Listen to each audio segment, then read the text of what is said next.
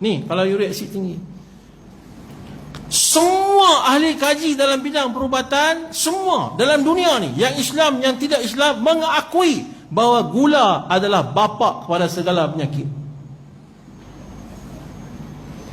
Dia duduk di samaran. Saya cakap benda ni di semua kuliah saya. Tuan-tuan kena buat keputusan untuk tinggalkan dia, sebab dia duduk di samaran. Bila duduk di samaran, kita nak jaga agama pun susah. Anak kita lagi susah. Dan dengan burger dia telan, dengan hotdog dia telan, KFC dia telan. Susah, tanda susah. Senang ya, subuh tak boleh bangun, tak boleh jaga agama. Subuh tak boleh bangun tu tak boleh jaga agama. Hutang kita baca hadis Nabi Muhammad SAW, barang siapa yang menegakkan solat, dia menegakkan, dia menjaga agama. Barang siapa tak solat, dia meruntuhkan agama. Ni bab makan nombor 4 permakanan sunnah Nabi Muhammad SAW. Jadi apa nak ganti? Nak ganti apa? Kena ghostan tuan-tuan. Tengok dia moyang-moyang nenek kita makan apa. Bukankah mereka dulu makan gula merah? Gula yang diperbuat daripada air nira, nira nyok tu, kan? Lepas ada mayang nyok tu, dia potong situ, ambil nira. Nira ni boleh ambil kalau betul-betul buat 2 kali sehari boleh ambil, pagi dengan petang. Lepas tu masak dia sampai jadi beku. Kalau rajin tumbuk-tumbuk, blend sampai jadi gula pasiak warna merah lah. Tu orang dulu makan tuan-tuan. Gula merah lagu tu tuan-tuan. Gula merah masuk dalam makmal, kita buat kajian, tak ada 1% pun gula jahat. Gula sukros yang saya sebut tadi tu, dalam gula merah 1% pun tak ada. Itu sebab orang dulu kita jarang dengar orang Kencing Manis. Orang dulu moyang-moyang ni hidup sampai 100 tahun lebih umur dia, sakit tak ada. Saya pergi di selatan Thailand, satu pekan kecil. Mereka jemput saya pergi sana. Saya pergi sana lah. Mereka jamu saya teh, ayak teh. Saya tengok ayak teh tu setengah gula, setengah ni gula, setengah ni teh. Alamak, macam mana? Tapi bukan gula pasiak, gula pokok tar. Sana panggil pokok tar. Kalau sini kita panggil pokok kelapa laut. Bisa tengok tak pokok tu? Ada kot sini kan, tapi tak banyak, tempat mereka banyak. Jadi dia buat gula tu daripada gula tar. Saya minta air panas. Sebab apa? Manis sangat, kena tambah air panas. Kemudian lepas minum, dia minta tolong suruh cek darah tinggi Kencing Manis. Penduduk kampung lebih kurang ada 20 orang. Saya kata, habis ni kalau cek Kencing Manis semua tinggi ni. Tuan-tuan tahu tak apa jadi? Saya cek, seorang pun tak ada Kencing Manis. Seorang pun tak ada Kencing Manis. Dia makan gula setengah gelas, tapi seorang pun tak ada Kencing Manis. Pasal apa? Dia makan gula yang tak ada sukros, tak ada gula jahat. Kena tipu kita tuan-tuan. Saya buat kajian, tuan-tuan boleh tanya ahli-ahli kajian saya. Di belakang tu ada 2 orang ahli saintis yang ikut saya sekali. Bila kita buat kajian, ya Allah, seolah-olah ini satu senjata sulit daripada musuh Islam. Kita makan bukan kata penyakit saja mai. Kedua, rohani kita jadi rendah. Rohani kita, kekuatan kita, dia rohani tinggi ni tuan. Sebut nama Allah ni nikmat, lebih nikmat daripada segala-galanya Allah. Tapi kerana dalam darah kita ada benda kotor, sebut nama Allah seperti mana sebut nama orang, tak ada apa-apa. Sedangkan kejayaan Islam, musuh boleh kalah dengan kerohanian, bukan dengan kekuatan, kerohanian. Tuan-tuan tahu tak, saya pergi berjalan di museum. Boleh cerita lagi ke? Saya berjalan di museum, ada 7 museum di Surabaya. Surabaya ada 7 museum. Salah satu museum ditunjuk bagaimana kekalahan tentera perikatan pada tahun 1946.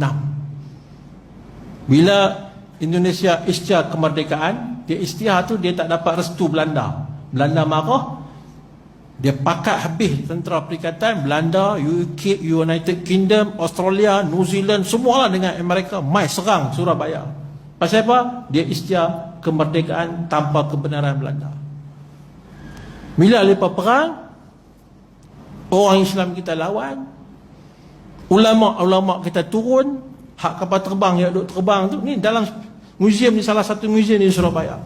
Yang terbang, dia buka serban, dia tibai sekali, habis kapal terbang. Tak kena pun, dia tibai lah. Jatuh kapal terbang. Yang kapal-kapal laut yang luak banyak-banyak tu, ambil pasir, baca doa, baling. Habis kapal lepas. Tentera yang berjaya mendarat dilembing dengan buluh runcing. Lari 1946, lepas lari, lepas kalah tuan-tuan. Tapi lepas tak masukkan dalam sejarah lepas. Tutup, tapi sejarah tu ada lagi. 1946 di salah satu museum di Surabaya. Dan kampung ulama yang terlibat menentang tentera perikatan tu, kampung tu sampai hari ini kerajaan Indonesia tak kenakan cukai pada mereka kerana mengenangkan jasa mereka menurut masa mereka tu. Hebat tak hebat orang Islam? Kekuatan kita rohani. Lepas tahu, pasal tu lepas buat makanan-makanan samaran banyak-banyak supaya kita ni tak kuat. Tuan-tuan, salah kalau kita bangga di Oxford University ada fakulti Islam. Salah kalau kita bangga di Cambridge University ada fakulti Islam. Salah. Tak boleh bangga. Kena susah hati. Bila ada fakulti, mereka akan buat kajian. Hadis ni, ayat tu, hadis ni, ayat tu. Tiba-tiba mereka nampak hadis ni. Halal itu jelas, haram itu jelas. Yang samaran, kalau orang Islam tak boleh tinggal yang samaran, mereka akan jadi tak kuat. Agama tak boleh jaga, akhlak tak boleh jaga. Jumpa dah. Maka ciptalah makanan-makanan samaran yang hari ini banyak dalam pasaran. Ni tuan-tuan, InsyaAllah boleh tinggal tak pula? Tu dia. Saya kena cakap. Sebab kalau tak cakap, saya salah. Tuan-tuan tengok lah ni dah ada dah. Brown sugar lah, daripada mula tahu dah. Tapi kena jaga-jaga. Brown sugar tu dia buat dakwat ya, dia buat ink ya, warna. Kena dapat betul-betul. Tolong siapa-siapa yang ada pokok nyok di rumah, jangan tebang. Satu rumah kalau ada 2 batang hingga 3 batang, dia boleh buat dah gula untuk sebulan makan untuk keluarga dia. Ada 8 orang dalam rumah, sebulan makan boleh dah. Cuma kena belajar lah macam mana nak ambil. Itu saja. Boleh insya-Allah. Ini buat makanan samaran. Seterusnya saya nak tanya tuan-tuan, Coca-Cola tuan-tuan kenal tak? Kenal lah. 100 plus. Nescafe. Siapa buat? Siapa yang buat minuman ni? Yahudi kan? Tak usah baca Quran lah. Yahudi yang jadi baik dah. Tambah ayat 100 plus ni, dia kata boleh baik demam. Jadi Yahudi dah jadi baik, Quran tu suruh baca. Sebab Quran kata Yahudi Nasrani musuh kamu. Tapi lah ni dia jadi baik dah. Dia buat minuman sedap-sedap. Lepas tu minuman tu ada ubat pula. Jadi baik lah. Bukan tuan-tuan. Dia tetap jahat. Dia hantar mai kat kita minuman yang asidnya 2.7 Coca-Cola. 100 plus 4.7. Ni bawah pada 6 ni semua racun. Semua ni racun. Tuan-tuan tak tahu? Tuan-tuan nak tengok tak? Tuan-tuan nak tengok tak? Tuan-tuan nak tengok lepas isyak kena tunggu. Semua muka sedih. Saya akan tunjuk depan ni. Kalau tuan-tuan tunggu, saya akan tunjuk depan ni, depan mata tuan-tuan. Tuan-tuan boleh tengok macam mana mereka tipu kita dengan menggunakan beberapa bahan kimia. Saya akan tunjuk. Nak tengok tak? Lepas tu saya akan tunjuk sunnah Nabi SAW, kehebatan dia melalui kajian saintifik. Nak tengok tak? Nak Okey. Coca-Cola kenal, Nescafe kenal, 100 plus kenal. Saya nak tanya, Talbinah kenal tak? Talbinah. Ini satu minuman yang termaktub dalam hadis Bukhari Muslim. Nabi bersabda, berikanlah kepada pesakit kamu akan minuman talbinah. Sesungguhnya ia mampu mententeramkan jiwa. Apa itu minuman talbinah? Susu kambing campur dengan bali, ataupun bali campur dengan madu, dinamakan talbinah. Tapi talbinah tidak dipromosikan. Ini minuman Nabi suruh minum. Tuan-tuan kenal tak? Tebo, Lipton. Kenal lah? Siapa punya? Acong. Betul. Cina punya. Kalau mengaji dengan Tok Guru saya, jangan. Kamu makan apa? Usul. Makanan itu datang pada siapa? Siapa buat? Dia semayang ke tak? Dia mengaji ke tak? Tu dia. Usul makanan. Tebo, Lipton semua kenal kan? Warna tu tuan-tuan ambil air sejuk dalam peti ais. Ambil air sejuk, bubuh, berpeluh gelas ni air sejuk. Ambil teh tu bubuh, keluar habis warna dia. Ni dalam air sejuk, sepatutnya kena keluar masa air panas. Ni air sejuk pun keluar. Teh ke warna tu? Orang suka minum warna ni, uric acid dia akan naik, gout dia bertambah. Tebo kena, Lipton kena. Baik, saya nak tanya, daun sana. Daun sana. Ini hadis daripada Ibnu Majah. Satu ketika Nabi tengok sahabat duk makan daun. Nabi tanya, apa daun kamu makan? Sahabat kata, ini daun untuk cuci perut kami. Nabi kata, jangan makan daun tu. Kalau nak cuci perut, kena makan daun sana. Dia akan cuci perut kamu. Hadis yang lain bagi tahu, Nabi bersabda, punca segala penyakit adalah di perut kamu. Bisa dengar tak hadis ni? Punca segala penyakit adalah daripada perut kamu. Hadis ni yang saya baca tadi, cucilah perut kamu dengan daun sana. Dalam hadis Ibnu Majah, Nabi SAW bersabda, jika ada obat untuk mati, jika ada obat untuk mati, sanalah obatnya. Bak makan minum ni dia persembunyi terus tuan-tuan. Tutup terus, tak bagi kita tahu.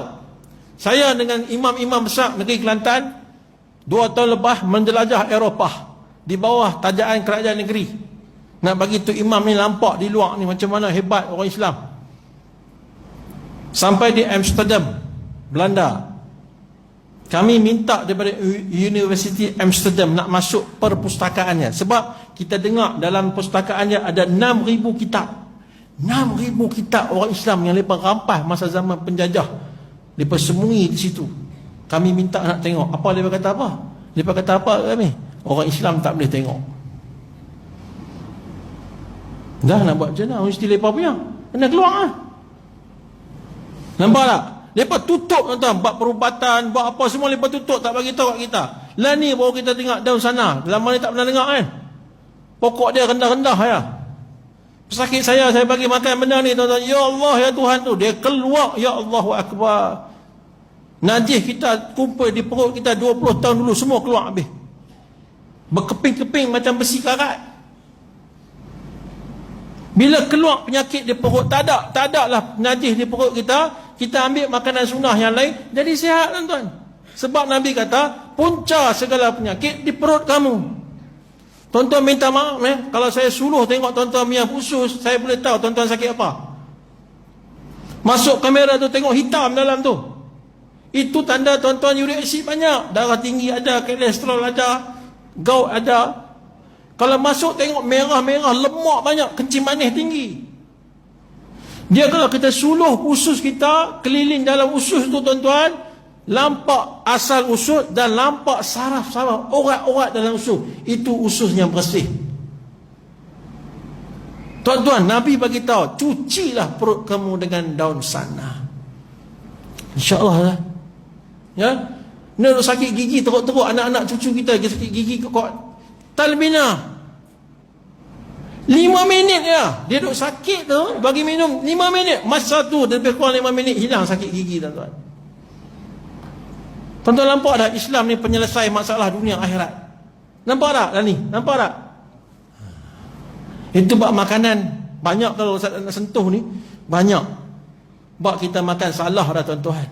Nanti lepas isyak saya akan tunjuk. Saya ada ayat Coca-Cola. saya ada 100 plus, saya ada ayat Zamzam, saya ada madu, dan saya akan tunjuk macam mana eksperimen. Tuan-tuan tolong tunggu. Korban sikit. Lepas ni esok cuti lah, tak apa, nak tidur sampai esok pagi, sampai lusa pun tak apa. InsyaAllah Yang terakhir sekali tuan-tuan yang dimuliakan Allah Ta'ala, berbekam dan al-fashdu. Berbekam dan al-fashdu. Bekam ni tuan-tuan tahu dah. Cuma saya nak bagi tahu di sini kena bekam cara sunnah, iaitu kena toreh. Ya, bukan cocok. Cocok ni acupuncture, cara orang Cina. Cara kita hijamah, dalam bahasa Arab dipanggil hijamah. Hijamah ni toreh dan hisap. Toreh dan hisap. Ini bagi betul bekam lagu mana. Yang kedua tadi sebut al-fashdu. Al-fashdu ni buang darah. Bila nak guna sistem al-fashdu ni, ketika orang nak kena stroke. Orang nak kena stroke lagu mana? Dia cakap telo. Kita jumpa kawan kita, kalau cakap telo, cepat-cepat tu nak kena stroke dah. Cek sejarah dia. Dia ada darah tinggi pula. Dia ada kolesterol tinggi pula. Cakap telo. Cepat-cepat tuan-tuan. Kalau rasa lembek tangan kaki tu, dialah stroke tu. Kebah-kebah tu jaga. Apa nak buat? Cara Islam, dia guna al-fashdu. Ini Nabi ajak tuan-tuan. Cucuk di 10 jari kita dengan jarum. Jarum hak cucuk tu lah, ada lubang tengah tu. Jangan ambil jarum jahit baju tu. Tu tak boleh. Jarum yang hak cucuk orang tu, di lubang tengah tu ada. Cucuk di 10 jari kita ni, darah keluar. Darah keluar macam air pipe dia keluar tu, tadah sampai 1 gelas. 1 gelas tu cukup, jangan lebih. Kalau lebih mati. Ini saya cerita, tapi jangan buat. Nak buat kena belajar. Jangan buat, nak buat kena belajar. Jadi cukup 1 gelas, berhenti. Lepas tu hak luka di jari ni, ambil madu, tutup. Baca surah Masad. Tabbat yada abi lahabin wa tabba. Semua jari ni, dia berhenti darah. Stroke tak jadi. Saya main ni hari ke-12, hari ke-13 dalam safar saya daripada Johor sampai Jitra. Ni tak balik rumah lagi ni. Esok baru nak balik rumah. Tuan-tuan nak ikut saya? Belajar kena lagu tu lah bertahun-tahun. Saya belajar tok guru saya pukul 2.30. Kelas habis pukul 12. Pukul 2.30 tok guru kata 2.30 hari ni kita sambung balik. Tu dia yang tok guru. Kalau tuan-tuan boleh tunggu, Allah akan pilih tuan-tuan punya anak-anak jadi orang alim, insya-Allah. Boleh?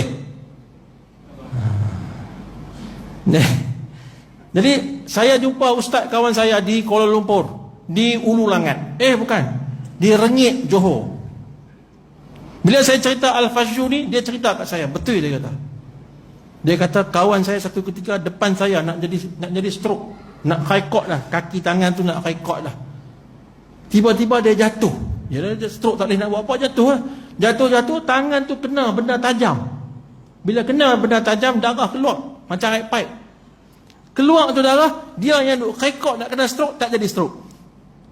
Saya kata, ustaz, ilmu ni tutup dah, Yahudi tutup dah. Tapi Allah Maha Kaya. Allah nak bagi ustaz ilmu. Allah bagi kemalangan. Allah bagi satu orang jadi kemalangan, kita boleh belajar.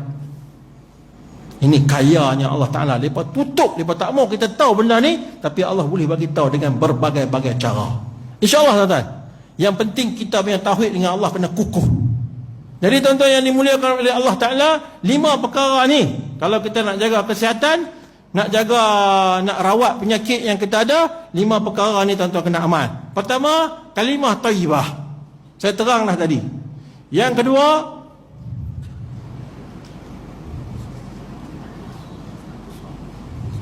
ini kalau pondok kami kena marah ni. Yang kedua, sunnah ni termasuk nombor 1, ya, kalimah thayyibah. Yang kedua, amal. Saya sentuh tadi kan, buat sembahyang hajat, sedekah kan.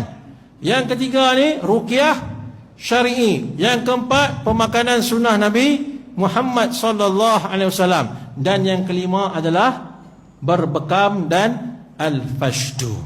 Ini 5 perkara kalau buat hayati, kita tak akan terikut-ikut dengan apa yang mereka katakan.